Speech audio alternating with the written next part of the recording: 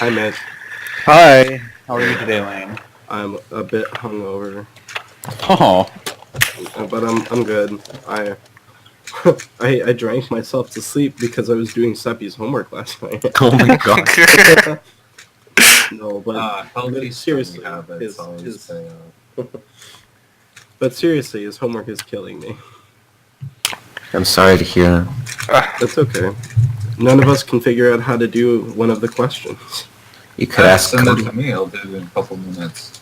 He told us to Google the answer, and we're like, okay, I guess. And we still can't find anything. Nice. Welcome back to Getting Over It with Mitch, Tyler, Dakota, Lane, and Austin. And Bennett Foddy.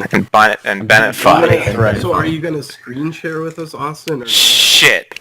We need Bennett Foddy. It's not Algebra Chapter 0 without Bennett Foddy. Oh, God. I forgot. Now it's going to crash. It's gonna crash again. He already tried. Is it working? Is your computer having trouble, Austin? Oh, A little bit. there's Bennett Foddy. Cool. Oh, Tyler, before we start, Dakota, Joe, and I want to start another book club. Dakota? Not Dakota. Me? Not Dakota. Me. Mitch, Joe, and I. Did I forget? He just decided for you. You're in it whether you like it or not. God, I have so much going on this semester already. My mom. Yeah, I know. I really shouldn't. Yeah, mom. But, YOLO. What? I feel you. Oh no!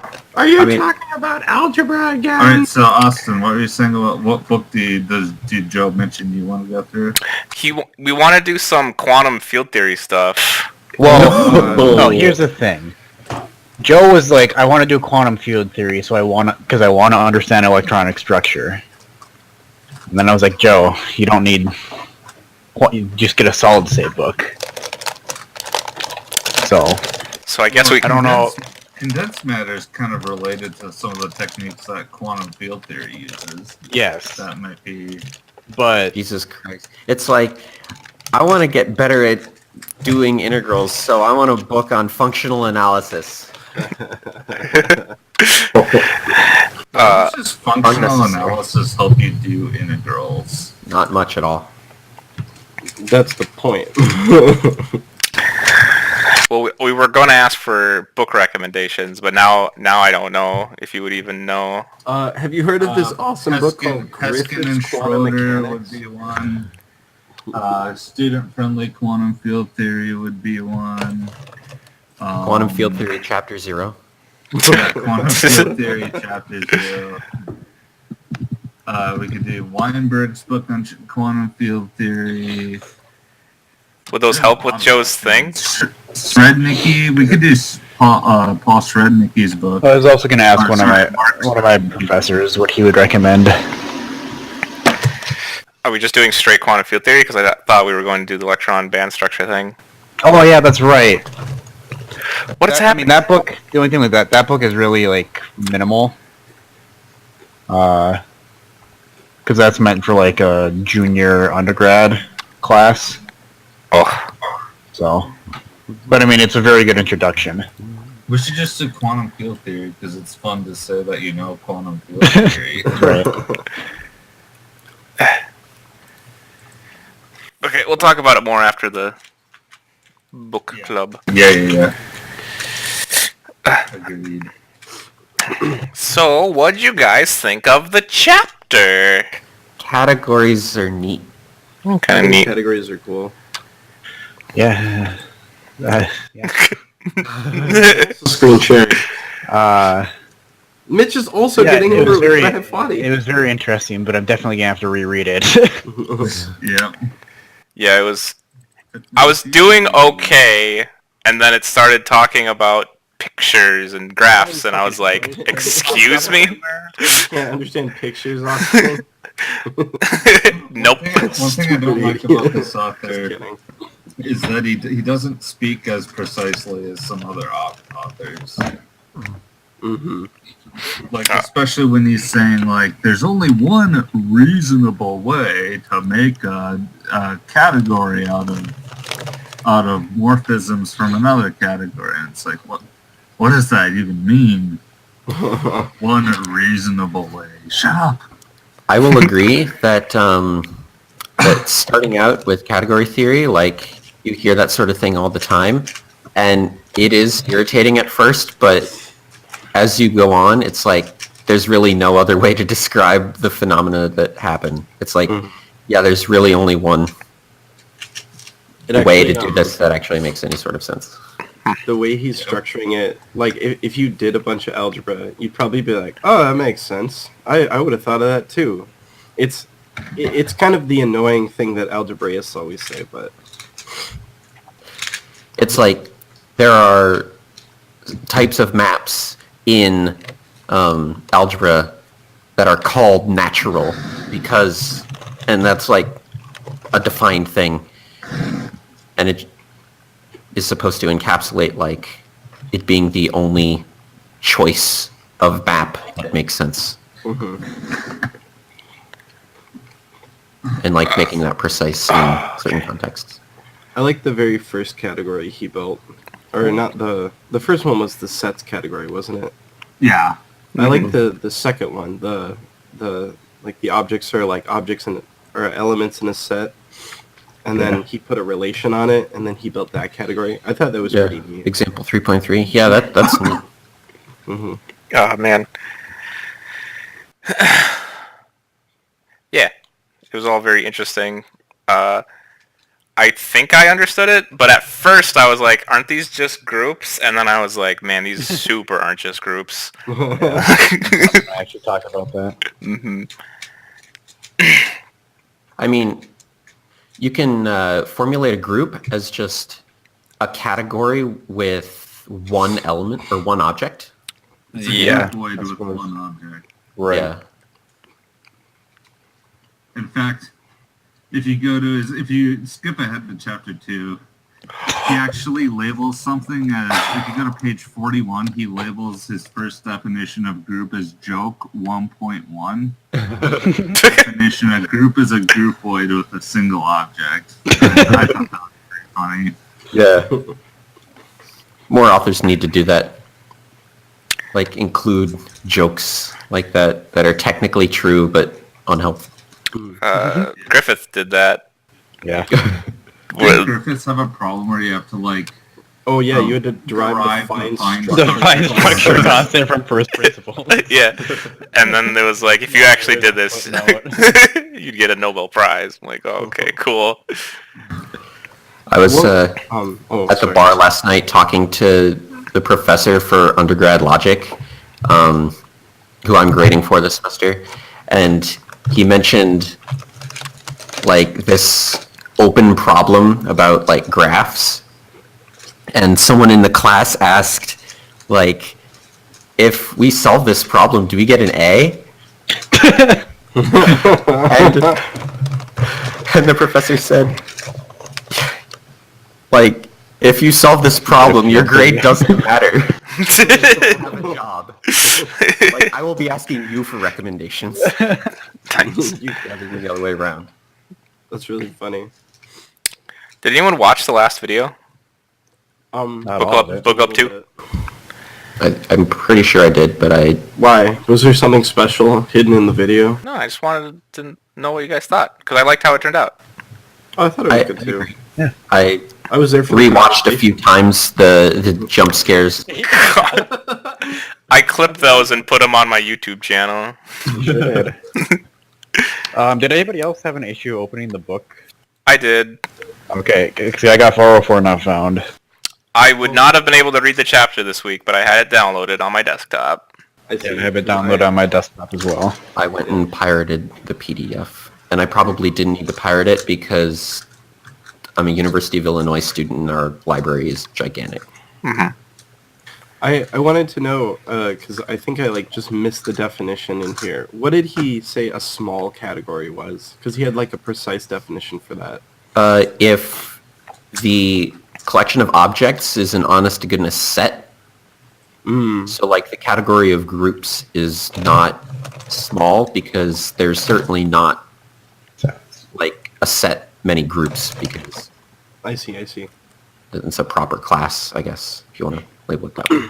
Yeah, he introduced a lot of terms very quickly. Mm-hmm. Part of the reason why I want to reread it. Yeah, just object, class, small classes, or whatever. It's like, oh my god. There's also a notion of locally small, which means there might be a proper class worth of objects, but between any two fixed objects, there is only a set's worth of... oh my god, Austin. Awesome. There's only a set's worth of morphisms between them, and he doesn't mention it here because he just bakes that into his definition. Like, if you read the definition of category, he just says between any two objects, there's a set's worth of morphisms. I see. And all the ones we're used to working with, like groups and rings and stuff, like those are locally small because between any two fixed groups, there's only a set's worth of homomorphisms between them. I like the category he made right after the what was it, the power set category, where like there's an arrow pointing between two objects if they're contained, one is contained in the other. Mm-hmm. I actually didn't realize that you could have hom A, B be empty in a category, but that makes perfect sense. Yeah. I thought that was neat. I've seen it before in algebraic geometry. People will typically take a set and put a topology on it, and then they'll define this kind of category, and then look at the algebraic structure of it for some reason.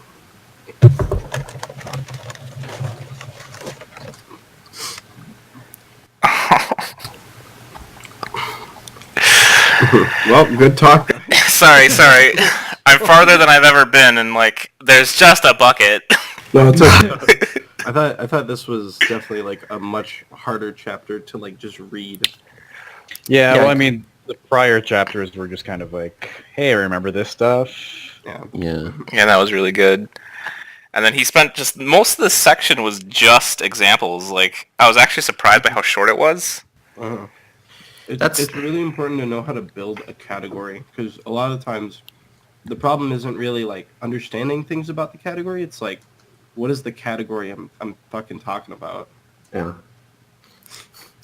And like category theory is super hard to motivate like any of the things that you do without like concrete examples of why we would care about these things in the first place. Mm-hmm. Which is sort of the hardest thing about the subject is if you don't already know of examples of category-like things happening, then you're like, what the fuck are we even doing this for? I think like probably the biggest motivator that I've seen for like a category was when we start doing like algebraic topology or something where you take things in the topology setting and you move them into the algebraic setting somehow. There's a concrete way to do that with categories and talk about it. We talked a little bit about it the other day in topology.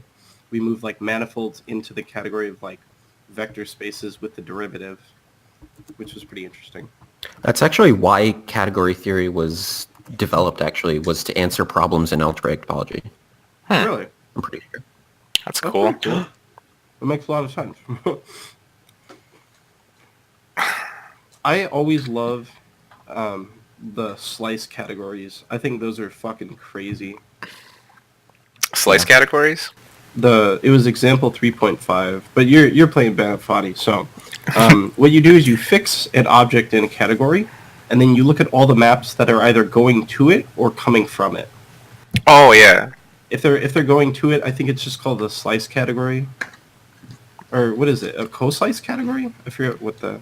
If you're going to the fixed object, then I think it's a slice category. And then going away is a co-slice.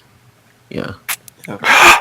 It's that's kind of the first example where my idea of categories sort of broke down, because I was like, oh, I get what this is, right? And then I get to this example and it's like, oh no, I'm stupid. Yeah, it was really tough. I thought I understood the picture thing with the diagrams, and he was like, this is really hard to understand, and it seemed easier than he was making it. I think the thing you need to keep in mind is that it's taking like it's not just moving like a map to another map. It's taking like a whole diagram to another diagram. Mm-hmm. So maybe there's like a bit of thing there. I also didn't really think it was that hard, but I don't know. Yeah. Oh my god. I think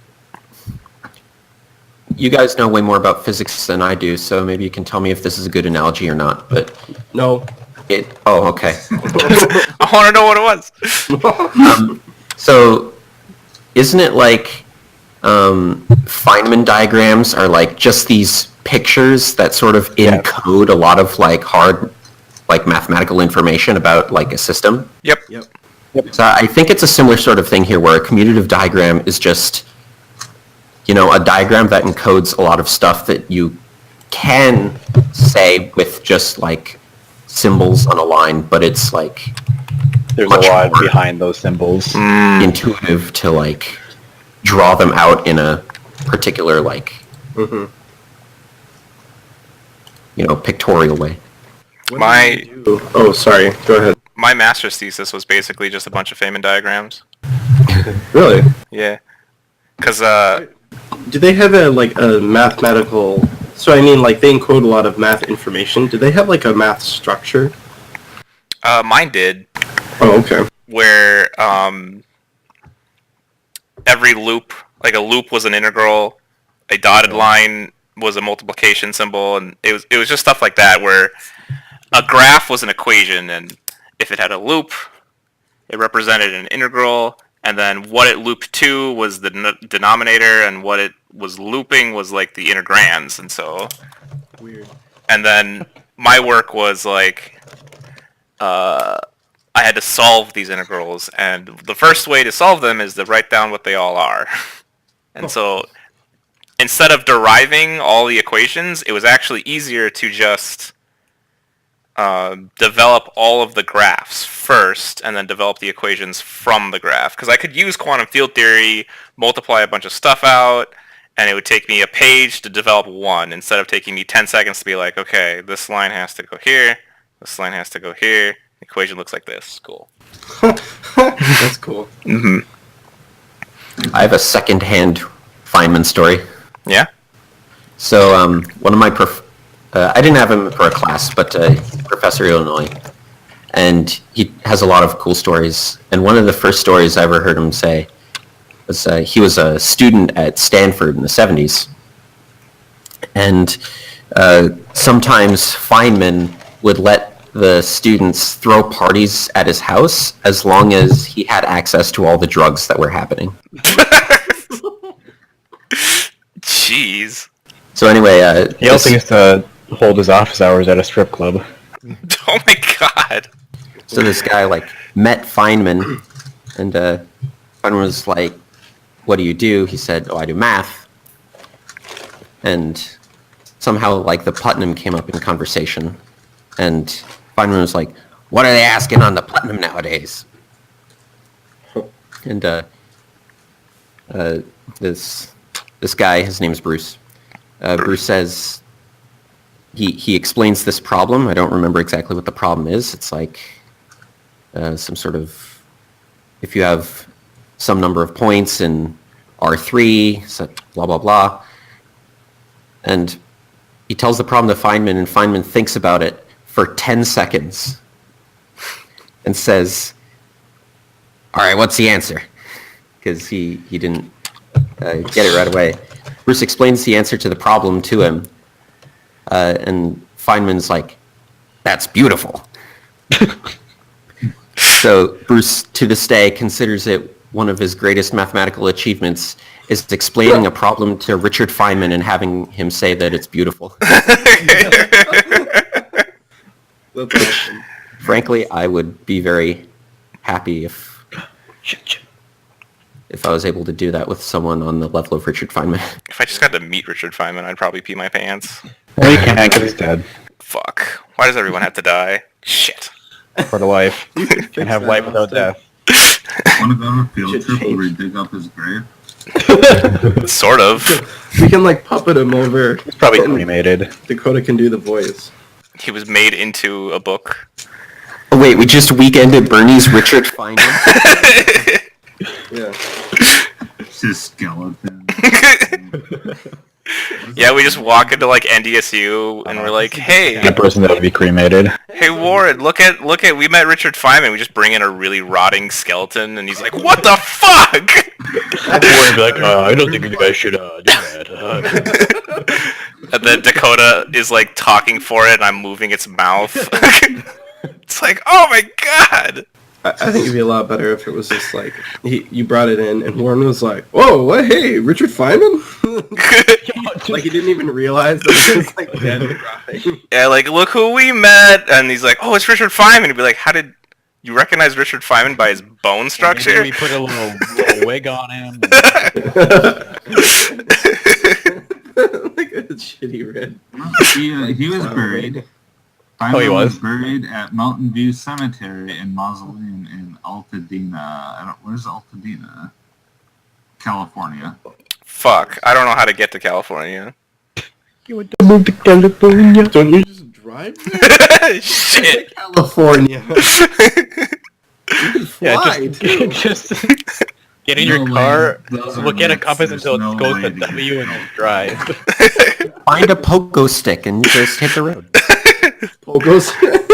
Yeah, I'm just carrying a pogo stick and slamming it on the ground like a greatsword. Like, come on, get me to California. It's like option you're supposed to jump on it. Oh, I'm sorry, and I just place it down like sideways, and I'm smashing it. Why is there a present right there? Where? The jump scare again, remember? Yeah, but why would it do it? Why would it do it again? Maybe it's a different jump scare. Shit, I'm gonna land on it. Oh, bats. Still, So yeah. So the category is pretty cool. Categories, yeah. Alright, so let's do the thing where we go through each exercise and then talk about it as much as we understand it. That's fine. So I we think can fill more time from this crappy podcast. I think another thing to keep in mind with the code slice category though is it's hard to like build one of those if you have like an actual category.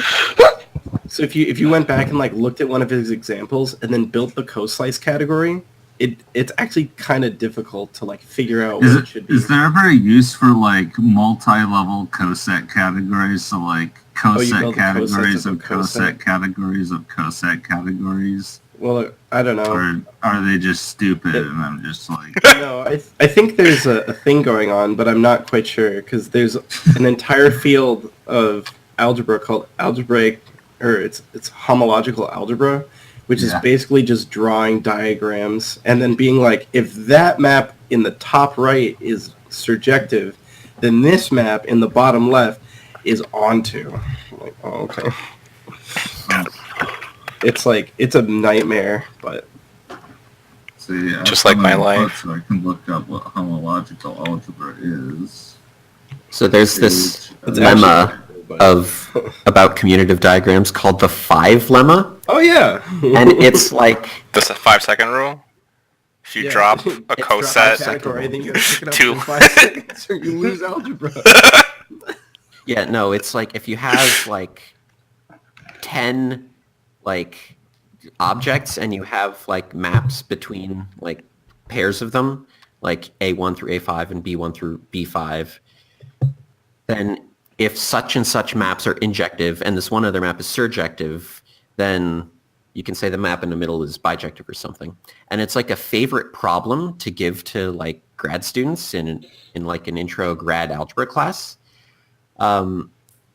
So I had to like answer it multiple times on homeworks, like once in 720 and then again in Math 500, like the comp algebra here. So what I did was I just fucking copy pasted my proof because it's the exact same like theorem. So I just copy pasted it from my undergrad algebra to my grad algebra homework nice. Dude, it's also not... because it's like fucking hard. tedious. Yeah, it's super like, okay, this map's here, so this is the kernel of this map, and if that's true, then I can go up here, but the diagram commutes, so this is the kernel of this map, If that's true, I can go over here. But the diagram commutes. So this thing is the kernel of this other map. And you're like...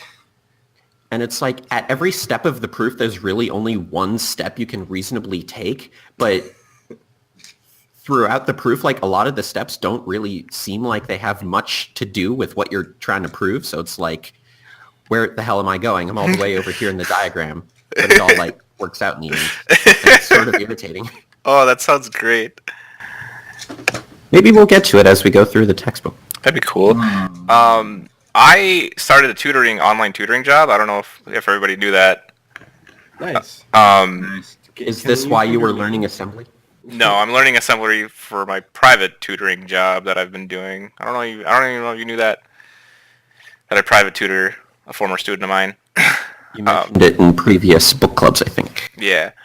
But what was interesting was I'm tutoring algebra, like high school algebra, and undergrad algebra, and physics, obviously. And one of the questions that came up was Euclid's proof for infinite primes. Oh, yeah. And I forgot how much I like that proof, because it's one of the first proofs that they give students where you actually have to, like, use contradiction and think about it. And I just remember that was the first proof I did that it kind of, like, clicked to me about math isn't about numbers, retard. Did you tell that to the students? No. You're like, hey, we're going to show you this proof. Math isn't about numbers. Theorem. Math isn't about numbers, retard. Just look at it. Check out this fucking theorem that Euclid did. QED.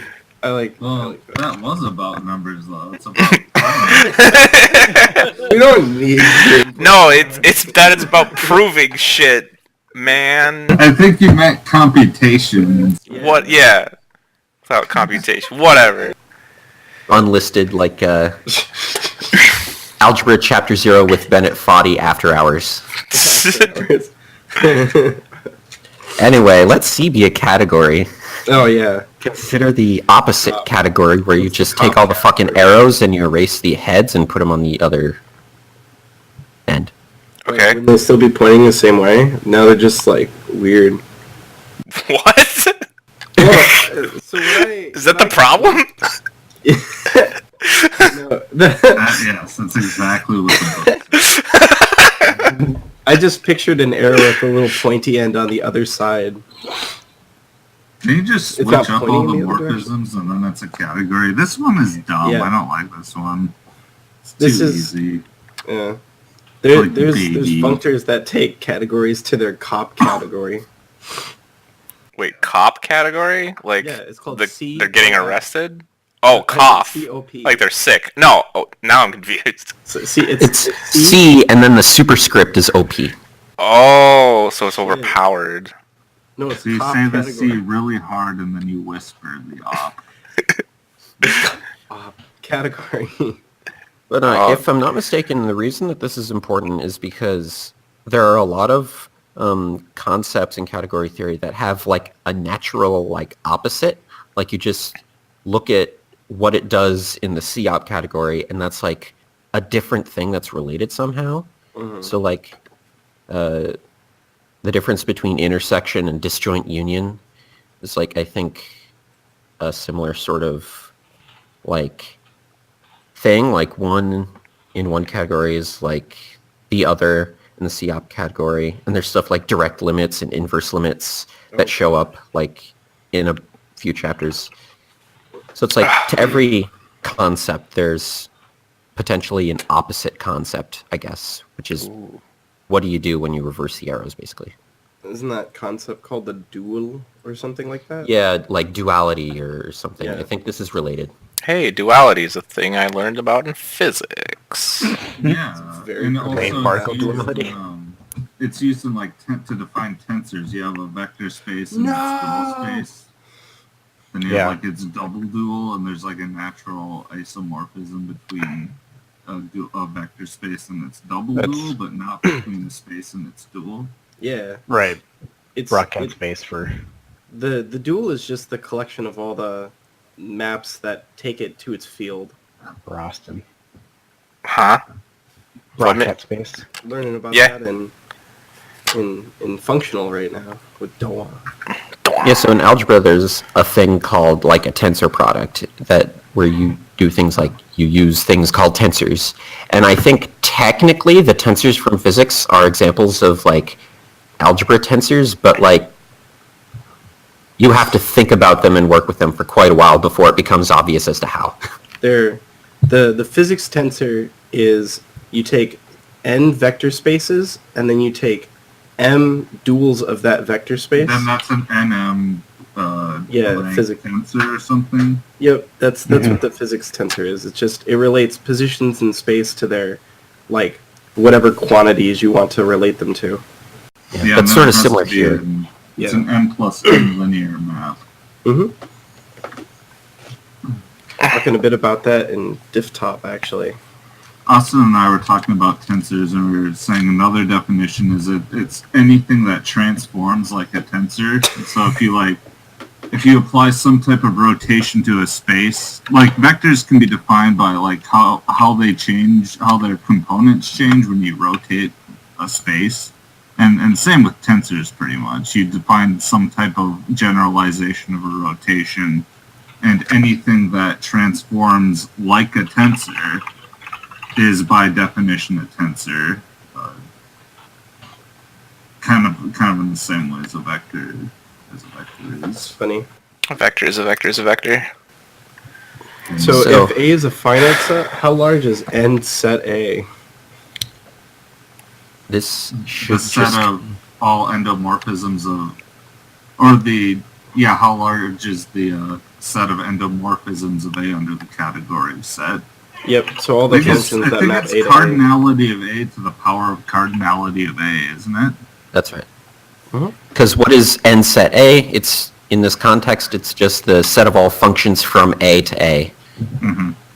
And if A has n elements, there's n to the n possible functions. Nice. Oh, what?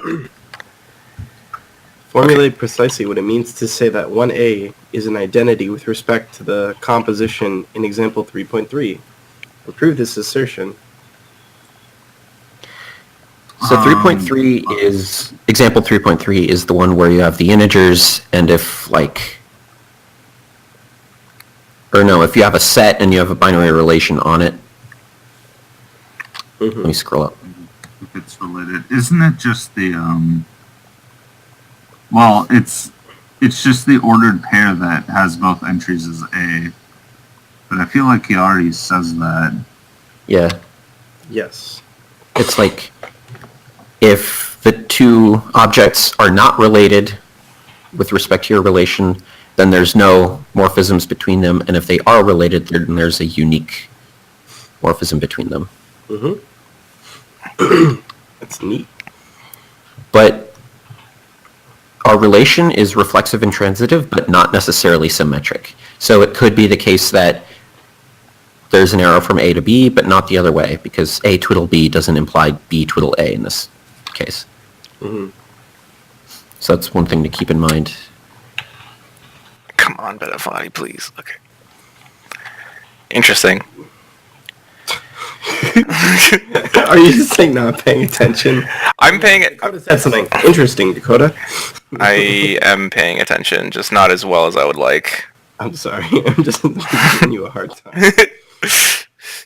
Because I didn't get a chance to read the exercises because I was playing Magic with Joe. Oh, me neither. This is my first time encountering them, actually. Man, we're getting worse and worse with reading. At first, a lot of people. I'm getting are more homework. No, Hey, I have this takes precedence. I have never done the exercises, thank you. I can't explain that to Seppi. Can we define a category in the style of example 3.3 using the relation less than on the set Z?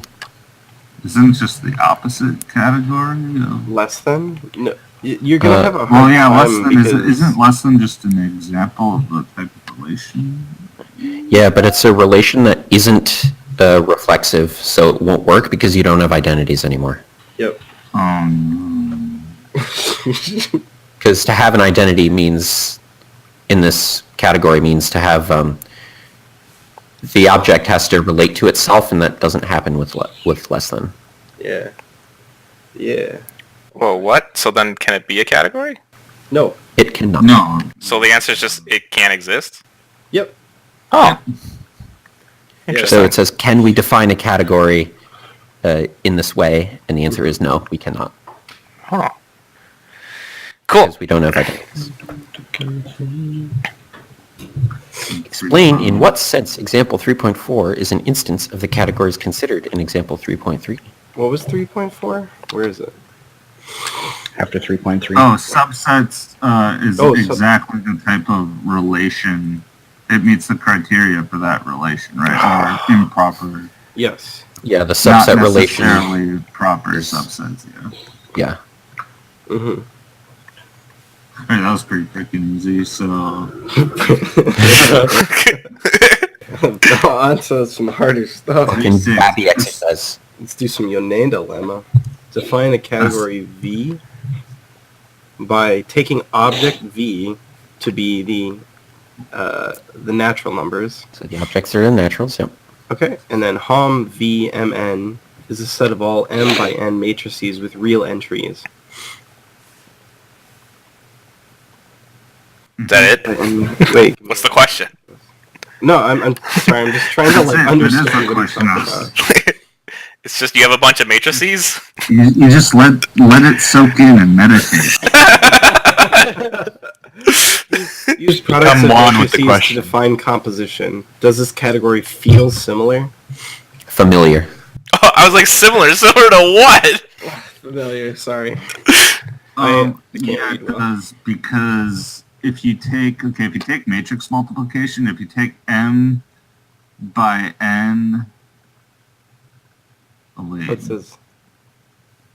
so matrix multiplication will take an M by N matrix times like an N by whatever else It matrix. takes M by N by J by K. N by N Isn't by this K, just- and then that'll produce an M by K matrix. So Yeah. it kind of eliminates the middle two, so to speak, when you write them side by side.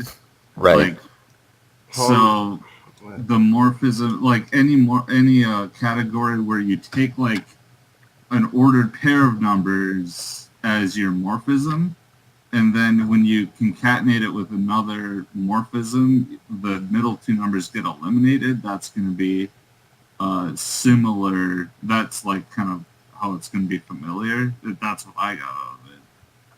So then aren't 3.4 and 3.3 kind of examples of that happening? Uh, Oh, I gotta let my cat in. Use products of matrices to define composition. Does this category feel similar? familiar. Lane.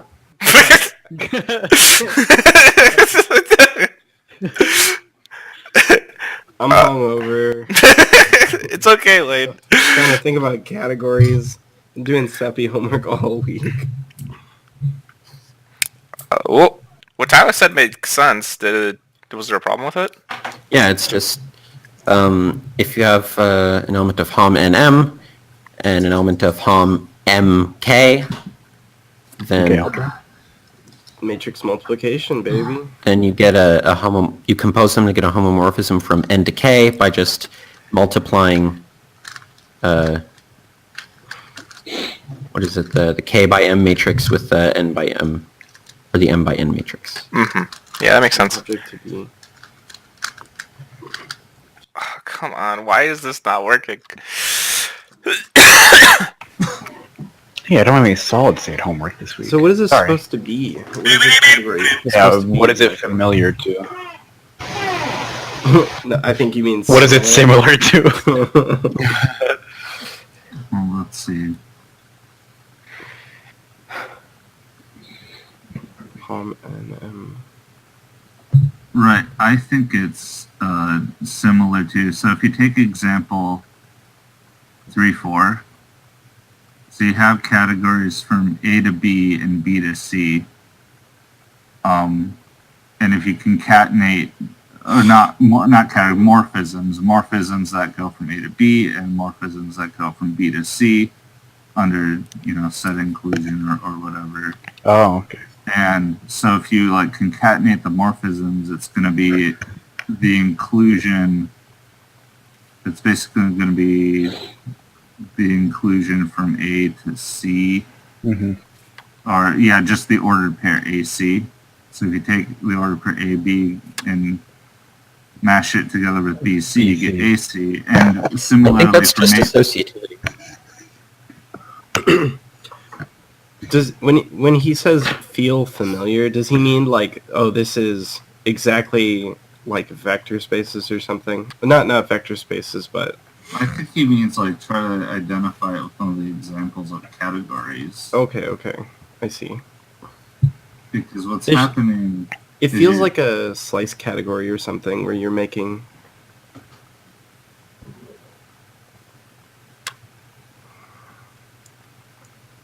I just Hello? think of like you apply a matrix. A matrix can just like take you from a vector space of dimension like n to dimension m, and so I'm kind of like stuck in that mindset right now. Yeah, it's something going on with... Oh, Jesus, I got another crank email. Crank email? Yeah, Like so... that movie from like 2005? So if you're a grad student in like a physics or math department and your email address is public, you get emails from crazy people who think that... I proved the Riemann hypothesis. Sir, I don't even know. Did we talk about this? Because I remember talking about this with somebody. You might have. So let me read the subject line of this email. I call it a serenade. Dancing with Medusa. Last of the Godorgons. Go Gorgons. Godorgons. Or Godorgones. And it's sent from Per se B.L. in Heart. Because I remember someone talking about this, and they're like, yeah, so nowadays I just give them each other's email so they can talk to each other now. I thought that was funny. Ahoy, I am Asmenius, principal medium of the most ironic god Alal Diu. Adele has clued me into the fact that you might think I talk about myself too much, and boy, could be more wrong. No, it could be more wrong.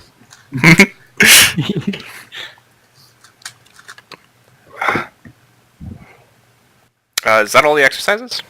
No. There's a lot more. Oh, I'm still like hung up on what he means. Like familiar. Okay, so Yeah. let me explain. I know we have to finish explaining. So if you take like 3-4 and kind of by extension 3-3, the morphisms are ordered pairs, A, B. And the combinations between morphisms have to be of the form A, B, B, C, right? Like Yep. the composition of morphisms have to be of the form A, B, B, C, and that's equal to the ordered pair AC.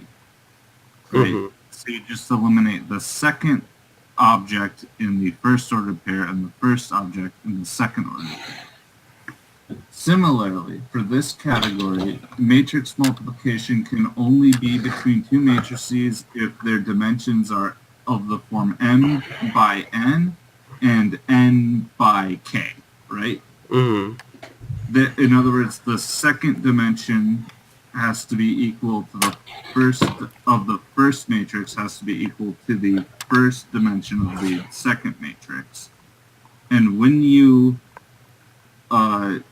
take their composition, which is matrix multiplication, it will result in an m by k matrix. So the middle n, so to speak, like the n which forms the second part of the first matrix and the first part of the second matrix goes away, and you end up with an m by k matrix. That's why it's kind of familiar to me.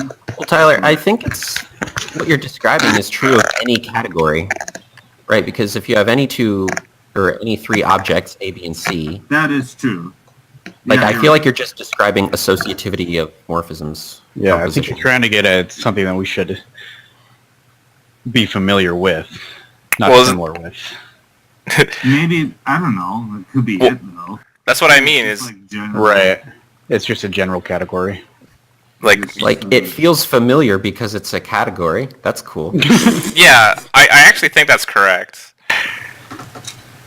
Okay. Matrix multiplication is like a category. Kind of trivial, I mean, but it could be what he's looking for. He needs to Well, it's not- specify that what he's looking for, but there's probably something deeper you could point out, but I'm not a smart man, so. In the sections, Wow, it's in the smart. brackets, he's trying to say, go look at those, and then come back. Yeah. And, Yeah. Oh, you think it's like supposed to be familiar to a certain category? Yeah, why the hell did I do that? So chapter 6, Roman numeral, .2.1. Oh god. I'm wondering if it's supposed to feel like... Kernels and images.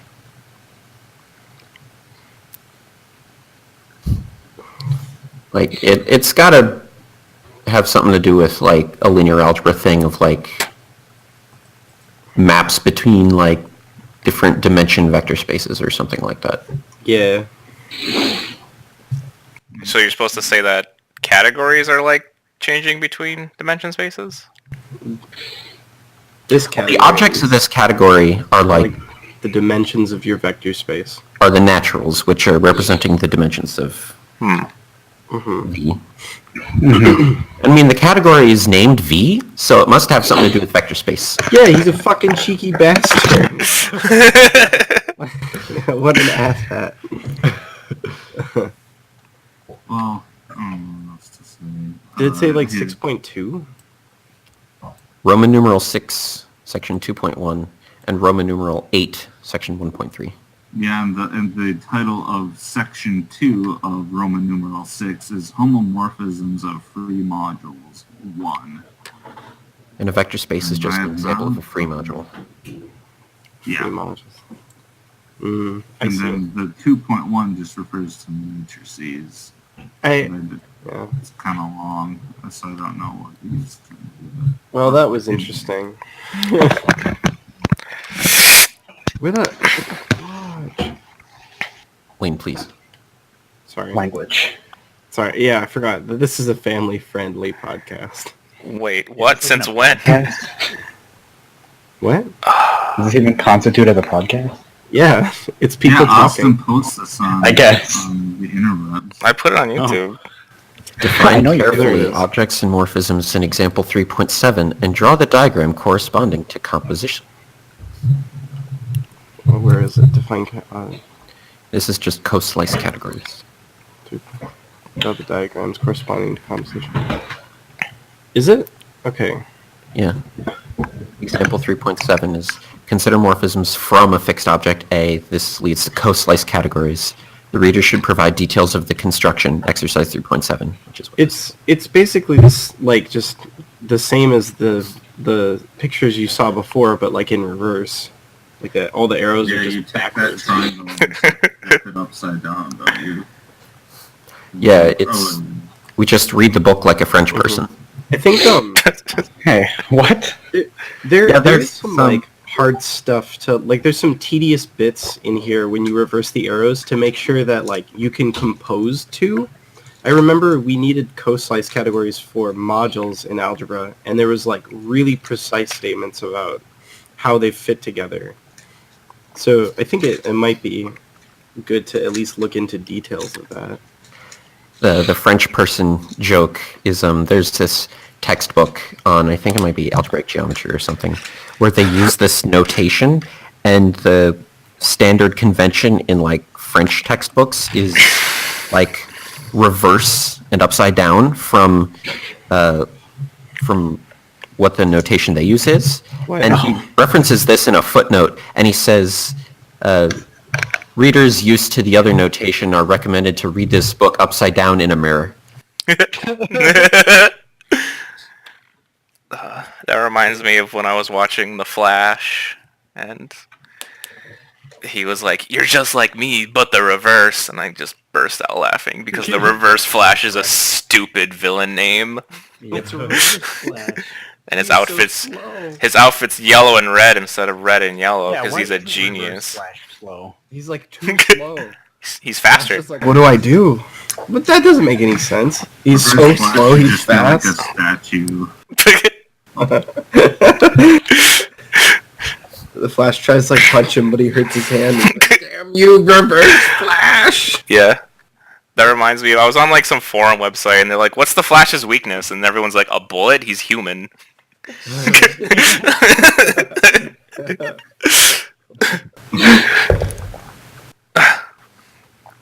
A subcategory, C prime, consists of a collection of objects of C with morphisms Hom C prime AB contained in Hom C AB for all objects A and B, such that identities and compositions in C make C prime into a category. So you just restrict the objects and homomorphisms you consider, and as long as the same identities and compositions in C make C prime into a category, you call it a subcategory. That makes sense. A subcategory is full if for all objects in your subcategory, you have all of the morphisms from the big category like available to you. Construct a category of infinite sets and explain how it may be viewed as a full subcategory of set. Category of infinite sets? Just let your objects be the infinite sets and take your homomorphisms to just be all the maps between them, and you're fucking done, right? Yeah. Yeah. Cool, next one. Thanks, Dakota. At first I thought he meant like construct the category, so like he wanted infinite objects. And I was like, oh, okay, so we have to pick like a particular, pick like N or something. I was really confused by his wording, but... Sets, as in the objects are infinite sets because, you know, it's a full subcategory. It's a subcategory of sets, so the objects have to be sets, right? Mm-hmm. What's a good example of one that is a non-full subcategory of sets? That might be more interesting. Consider a group, you know, a groupoid with one object. Sure. Then any subgroup is a non-full subcategory because a subgroup is like you just have the same objects, but oh no, you have a different object. Never mind. Fuck. Oh, that's hard. Hey, just a second. No, wait. It could be viewed as a subcategory because you just treat it as like the same object and you just have fewer morphisms. No, that works actually. Same object, but with fewer morphisms. You can take any sub-collection of the... Because when you consider objects, if you want, right? Yeah, it's like when you consider a group as a category with one object, like the group elements are the morphisms, right? Yeah, they multiply together and they take you to someplace else in the group. Yeah. Mm-hmm. And the composition is just multiplication of elements in the group. Mm-hmm. And you Makes just sense. have fewer elements, i.e. a subgroup, and then you're good. So that's an example of a subcategory that's not full. Interesting. And there's probably like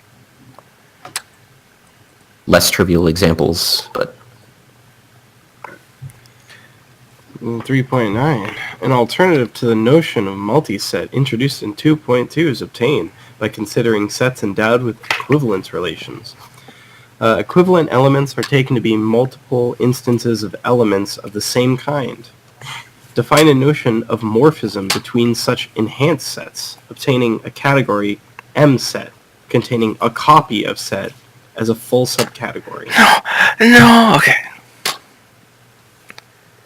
And then it goes on to say, which objects in M set determine ordinary multisets as defined in 2.2 and how? Spell out what a morphism of multisets would be from this point of view. Austin, ride the snake. Sorry, I'm... the next part of this is just climbing up a sheer cliff, and then I almost got to the top. It's not easy being squeezy. Equivalent elements are taken. Alright, so I just take the multi-set category to be like, so you endow it with an equivalence relation, and then you place, so if you have like the set 1, 1, 2, 2, 2, or the multi-set 1, 1, 2, 2, 2, or something like that, you just take both the ones, say that they're different, and then you put them in an equivalence class, and then the cardinality of that equivalence class is like the multiplicity of those objects. Yeah. That makes sense. Is that right? Then the 2, the cardinality is 3, so the multiplicity of the 2's is 3 inside the M set I described. Yeah. And then you could just, there's a lot of ways to define the, I guess you could just take functions between the equivalence classes instead of just between elements of the set. Yep. Of That sets. works. And then you could, and then set is sort of embedded in MSet if all of the equivalence classes are just singletons. Yeah. That's all I can. I think that makes sense. So, category. Yeah, this seems like the most straightforward way to go about it, I think. I don't see a better way of doing that. Yeah, I would. And it seems fine, so. Determine ordinary multi-sets. So 310. Since the objects of a category C are not necessarily sets, it is not clear how to make sense of a notion of sub-object in general. In some situations, it does make sense to talk about sub-objects, and the sub-objects of any given object A in C are in one-to-one correspondence with the morphisms from A to omega for a fixed special object omega of C called a sub-object classifier. Show that set has a sub-object classifier, and that would just be the power set of A, right? One-to-one correspondence with morphisms for a fixed special.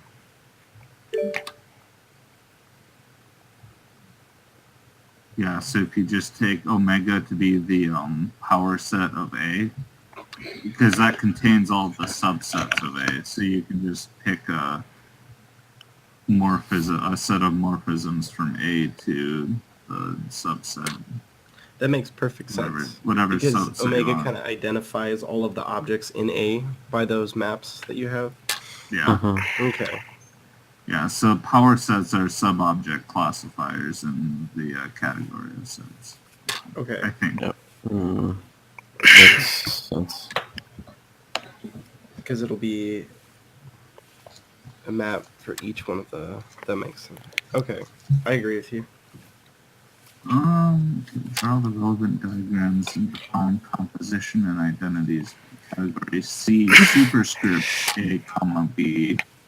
Mentioned in example 39. Oh shit, I haven't read this in a long time. So what are they talking about? Tyler, you're such a robot right now. C alpha beta. Yeah, I have mic problems. So Sorry. they just Highbot. Tybot 4000. they just frequently happen. So it's just gonna be something that needs to be dealt with. Oh, come on. This is really funny, just to watch you do this. It's so fucking frustrating. Get over it with Benefati. Please, please, no! What is happening? Oh, come on. Why is it just a straight fucking cliff?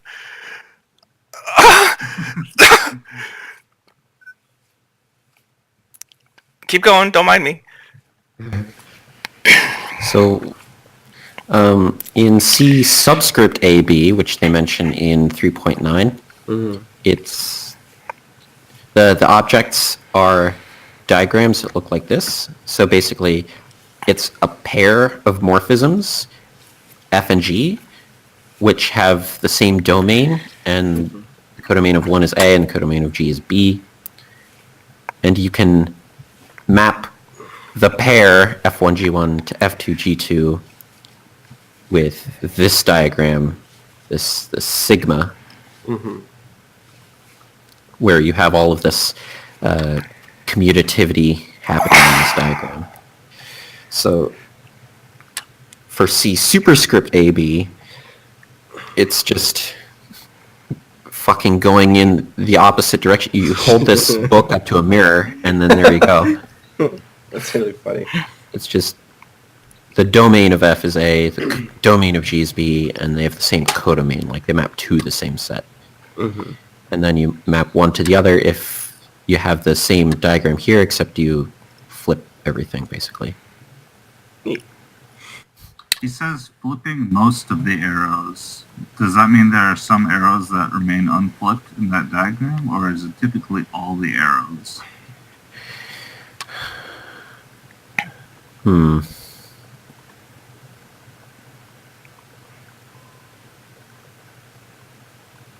The transition map doesn't really matter. The one that like sends the target to a different target.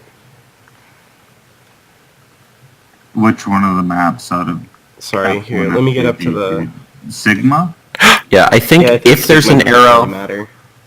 if there's an arrow that wouldn't get flipped, it would be sigma, but I can't know for sure whether or not you flip it without going through all of the details and proofs that this is a well-defined thing.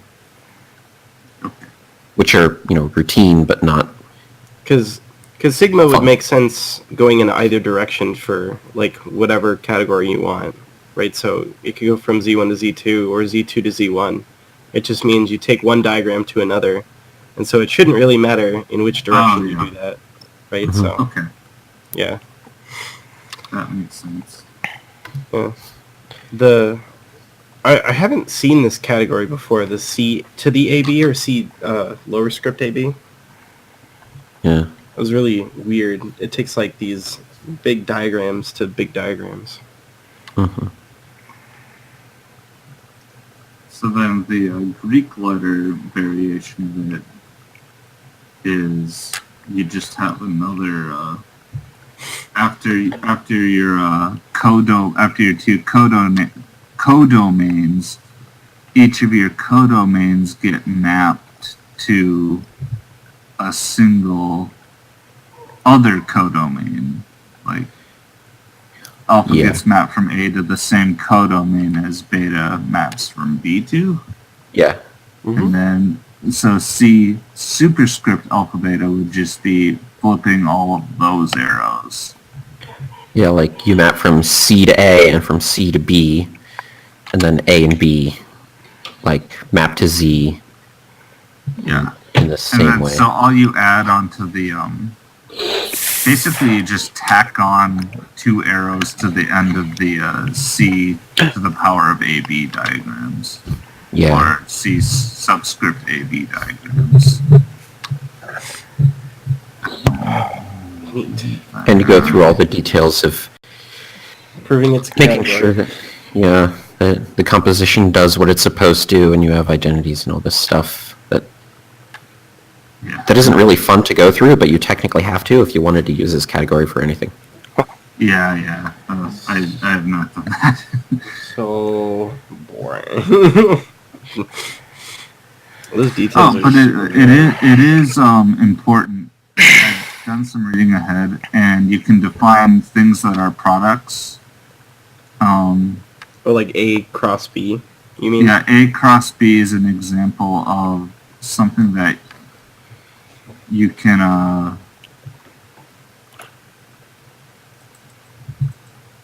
what is it? So It's if one you of the go to objects in page- here, isn't it? It's like one If of the you go to page diagrams.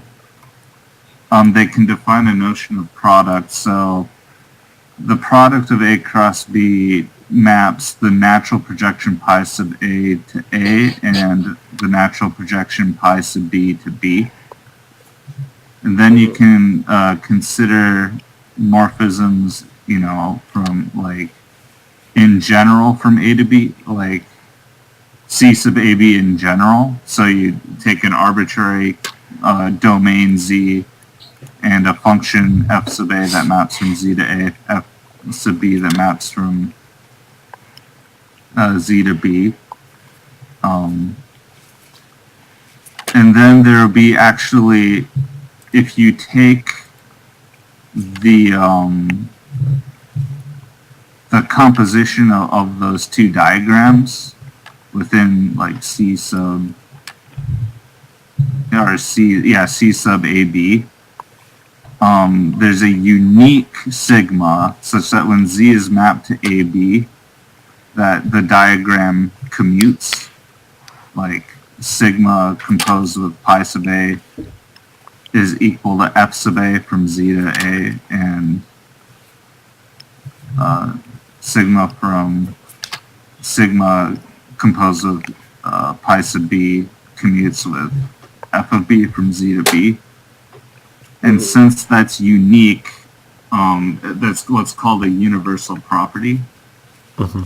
And so products can be defined as sort of maps which are universal, or domains which are sets or whatever that are universal under that power. It's kind of, I'm botching the explanation. No, it was good. Does that mean that they fit? So, like, a product is exactly something with this categorical structure?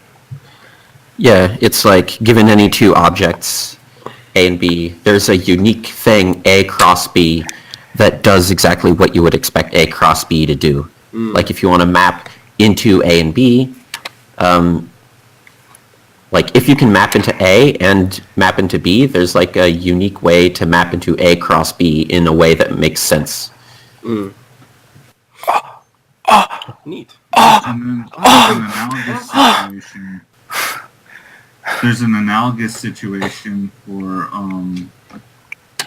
if it's the disjoint union. If it's the co-slice category, so you're taking a single codomain Z and considering how A and B map to it. Okay. Then you can define a coproduct, and that's the same thing. There's only one sigma that commutes when you take the disjoint union. For the set category, if you take the disjoint union, there's only one. It's a universal property. So you can define coproducts in the co-slice category, kind of analog. And that's coproducts, yeah. Basically that's just... Go ahead. they just work the way that disjoint unions work, basically. Yeah, pretty much. Yeah. That's why. That's probably why he teaches. I was bewildered because I had never seen disjoint unions. It wasn't terribly hard to understand, but I was wondering why he was going over them.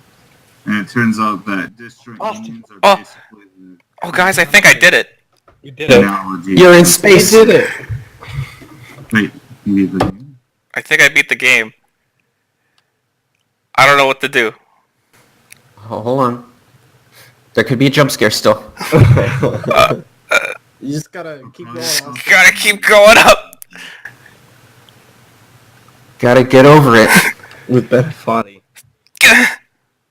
If Austin's done with getting over it, does that mean that we have to stop reading this book? Yeah, sorry guys. I'm gonna get Austin beat Bennett Body, so...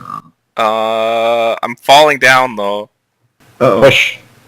Oh. Push what? There's nothing here. Austin, you gotta find some way of going up. Oh my god, I'm falling. Please stop falling. Please stop falling. Okay, here we go. Yeah, you did it, Austin. Oh, I think you actually did it. I think I beat the game. Oh, you did it! Oh my god! You got over Bennett Body. Nice. Holy nutsags. Is there a way to... Yeah.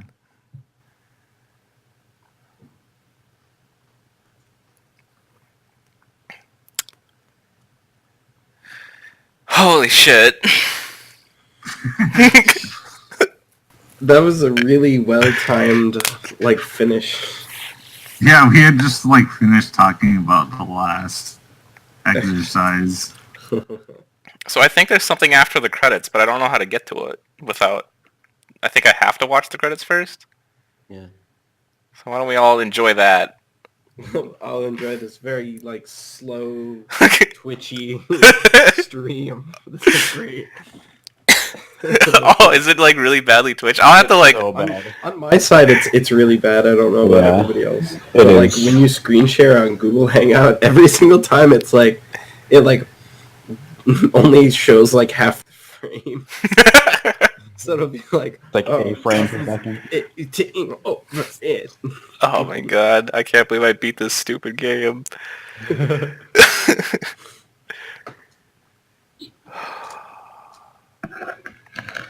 Nice. So I think I interrupted Tyler doing one of the problems though. No. We were I was just BSing.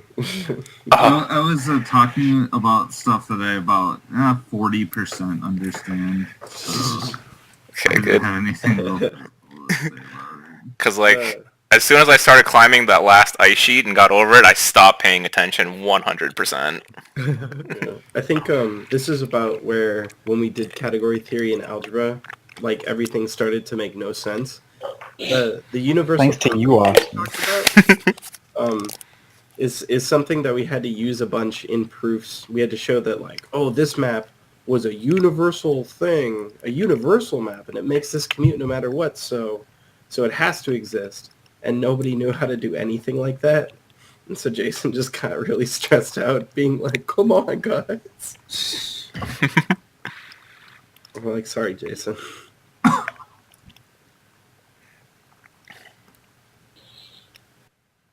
Now you get to become Bennett Foddy. I get to eat him. Absorb his power. Absorb Bennett Foddy's power. Welcome to the top of the mountain. If you're alone, you can come inside and say hello. Oh. I solemnly swear that I am not recording or streaming this. And I understand. Is this gonna be like a jump scare?